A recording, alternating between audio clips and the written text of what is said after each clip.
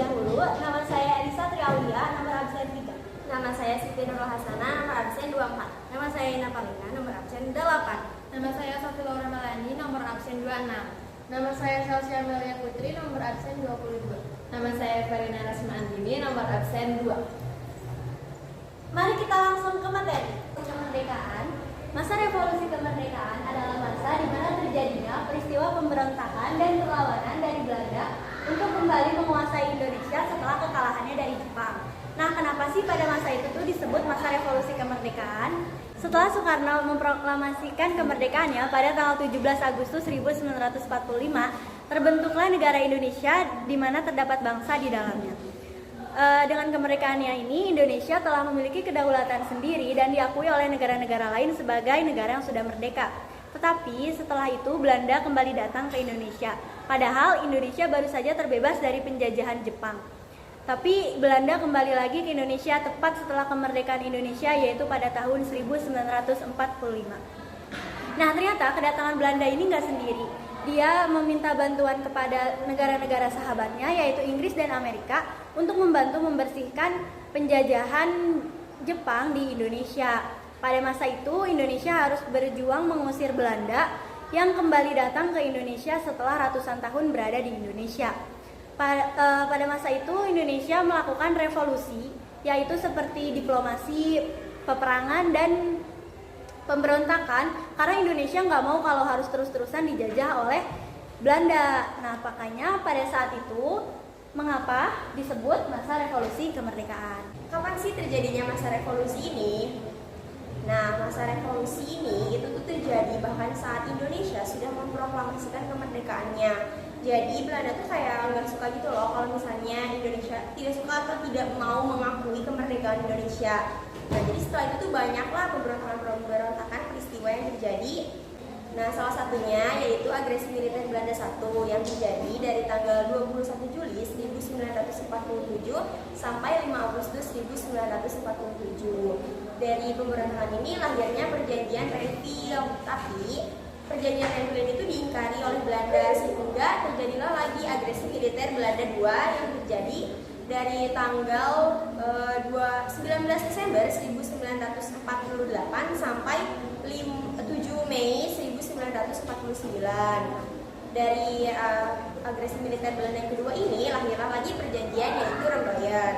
Setelah itu ada perjanjian Linggarjati yang terjadi atau dilaksanakan dari tanggal 11 sampai 15 November tahun 1946 yang ditandatangani atau disepakati pada tanggal 25 Maret 1947. Kemudian ada lagi pemberontakan daripada komunis antara PKI dengan TNI Indonesia. Setelah itu ada juga pemberontakan DI Darul Islam atau TII Tentara Islam Indonesia yang ingin menguasai 5 wilayah di Indonesia, yaitu ada Jawa Barat, Jawa Timur, Sulawesi Selatan, Kalimantan Selatan, dan Aceh. Nah, terakhir barulah penyerahan kedaulatan Indonesia dengan adanya KMB atau Konferensi Meja Benda. Selanjutnya, perjuangan Indonesia untuk mempertahankan kemerdekaan. Itu ada dua, yang pertama perundingan Linggarjati, yang kedua agresi militer Belanda I. Yang pertama, perundingan Linggarjati, yaitu perundingan antara dua pihak yang bertempat di Linggarjati dekat Cirebon yang menghasilkan sebuah 3 persetujuan.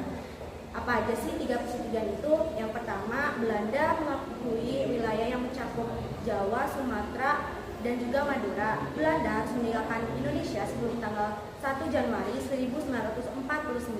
Yang kedua, Belanda dan Indonesia sepakat membentuk negara serikat yang bernamakan RIS. Negara Serikat Indonesia ini terdiri dari RI, Kalimantan, dan Timur Besar. Terbentuknya negara serikat ini sebelum tanggal 1 Januari 1949.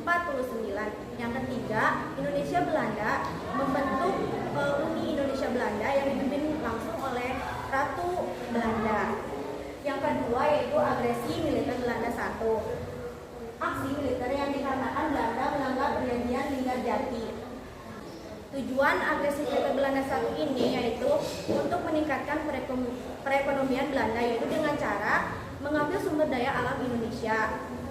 Belanda menargetkan Pulau Sumatera dan juga Pulau Jawa. Di Pulau Jawa Belanda menyerang Jawa Tengah, Jawa Timur, dan juga Jawa Barat. Indonesia mengirimkan pasukan Siliwangi untuk menyerang Belanda, yaitu pasukan Siliwangi mempunyai strategi yaitu dengan melakukan penyerangan gerilya dengan menyalurkan pasukan tersebut ke rektor-rektor terpenting seperti jalan-jalan penghubung, jalur logistik, dan pos Belanda.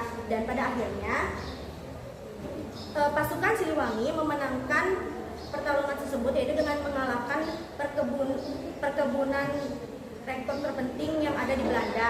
Akhirnya agresi militer Belanda satu ini dipersetujui dengan perjanjian Reptil pada 1 Januari 1947. Di sini saya bakal menjelasin apa sih dampak positif masa revolusi kemerdekaan ini.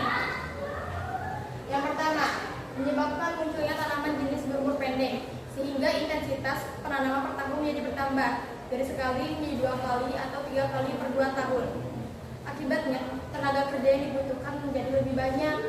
Demikian juga keharusan pemupukan, pemberantasan hama dan penyakit akan menambah kebutuhan tenaga kerja. Yang kedua, dapat meningkatkan pendapatan petani, yaitu dengan pakai teknologi. Biaya produksi memang bertambah, namun tingkat produksi yang dihasilkannya akan memberikan hasil keuntungan jauh lebih besar daripada usaha teknologi pertanian tradisional. Apa sih dampak negatif dari revolusi kemerdekaan ini? Yang pertama, industri kecil tidak dapat bersaing dengan industri besar. Yang kedua, terjadinya kesenjangan para pemilik modal dan para pekerja. Sistem bagi hasil mengalami perubahan.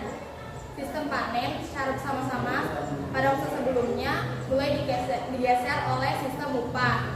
Pembeli memborong seluruh hasil dan biasanya menggunakan sedikit tenaga kerja.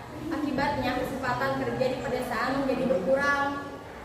Yang ketiga, munculnya imperialisme modern. Tujuan imperialisme modern adalah mempengaruhi dan menguasai perekonomian negara lain. Ya. Konflik internal masa revolusi yaitu ada dua, ada pemberontakan komunis dan juga pemberontakan Darul Islam. Pemberontakan komunis terjadi pada 18 September 1948 yang dimana Republik Soviet Indonesia diproklamasikan di Madiun oleh anggota PKI yang berniat menjalankan sebuah pusat pembangkangan atas kepemimpinan Soekarno-Hatta yang dianggap menjadi budak Jepang dan Amerika. Pertempuran antara TNI dan anggota PKI ini tetap dimenangkan oleh pihak TNI yang dalam beberapa minggu pun pemimpinnya Musso ikut terbunuh. RM Suryo, gubernur Jawa Timur pada saat itu, beberapa petugas kepolisian dan juga pemimpin religius gugur di tangan pemberontak. Kemenangan ini menghilangkan gangguan konsentrasi atas perjuangan revolusi nasional yang dimana memperkuat simpati Amerika yang awalnya hanya berupa perasaan senasib dalam bentuk anti-kolonialisme menjadi dukungan diplomatik. Di dunia internasional, Republik Indonesia juga tetap menunjukkan sikap anti-komunis dan menjadi calon sekutu potensial di awal Perang Dingin antara Amerika dan Blok Soviet. Pemberontakan Darul Islam terjadi di saat pemerintah berencana membubarkan Kesatuan Gerilya Sulawesi Selatan ke masyarakat, disalurkan ke masyarakat. Ternyata Kahar Muzakar menuntut agar KGSS tersebut dan gerilyawan yang lainnya dimasukkan ke dalam brigade yang sama di bawah pimpinannya, yaitu Brigade Hasanuddin. Tuntutan itu jelas ditolak oleh pemerintah karena di antara mereka banyak yang tidak memenuhi syarat sebagai dinas militer. Pemerintah mengambil kebijakan dengan menyalurkan bekas gerilyawan itu ke dalam Korps Cadangan Nasional atau CTN. Pada saat dilantik sebagai pejabat wakil Panglima Tentara dan Teritorium 7, Kahar Muzakar melarikan diri ke hutan beserta pasukannya dengan membawa persenjataan lengkap dan mengadakan pengacauan. Kahar Muzakar mengubah nama pasukannya menjadi Tentara Islam Indonesia dan menyatakan menjadi bagian dari DI atau TII Kartosuwiryo pada tanggal 7 Agustus 1953. Awalnya TNI tidak merespon karena sedang berkonsentrasi melawan agresi Belanda.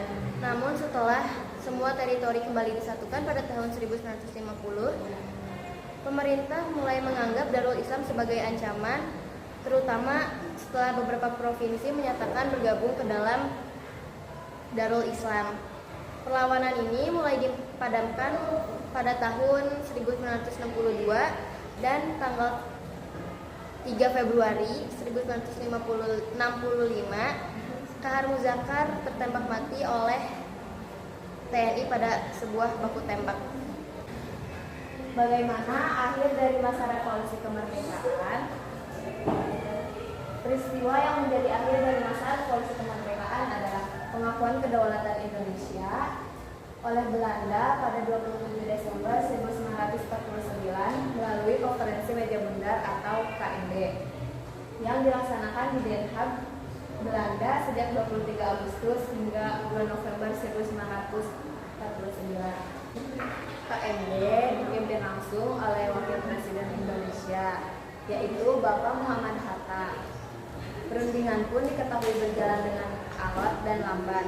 Kendati begitu, pada akhirnya disepakati hasil KMB yang salah satunya adalah Belanda menyerahkan kedaulatan penuh kepada Indonesia pada Desember 1949. Penyerahan kedaulatan Indonesia dilaksanakan pada tanggal 27 Desember 1949 di dua tempat, yaitu Amsterdam dan Jakarta. Agar persatuan dan kepedulian tak makin pudar, teruslah menjunjung tinggi sila ketiga Pancasila, persatuan